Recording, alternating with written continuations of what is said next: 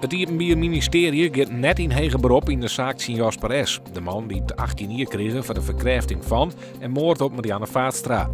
Het hege beroep is net in het belang van de nijbesteen van Marianne, zei justitie. Verleden week zei advocaat Jan Vlug van de inwoner van Oudwoud al dat zijn cliënt net in hege beroep gaat zien veroordeling. Met een zogenaamde speeddate op de Werpsterhoeken bij Ljout is van de morgen bezocht Famkes te interesseren voor een technisch beroep. Famkes van Squalmie en Skippen konden in de kunde komen met techniek. Het gaat om een initiatief van Rijkswettersteer, de gemeente Ljout en de provincie. Daar hebben we haar zond het nijs hoe de angstcultuur op het gemeentehuis van Smellingelaan meer dan 10 ambtenaren en oud-ambtenaren melden die haar ook het slachtoffer vielen van intimidatie door haar leidingjaren. Het gaat nooit tussen om zo'n 34 ambtenaren en oud-ambtenaren. De gemeente liet een extern bureau onderzoek doen naar de werksfeer op het gemeentehuis in Drachten.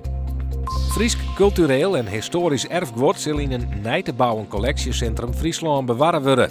De provincie stelt goed €1 miljoen beschikbaar voor de bouw.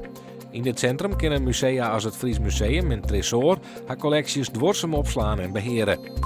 Joen en vannacht in het waardgebied Koons op Rijn. Er staat net een soort wien en het wordt zo'n graden. Morgen is het buiig en koud, het wordt dan gratis 10. De noordenwind is matig.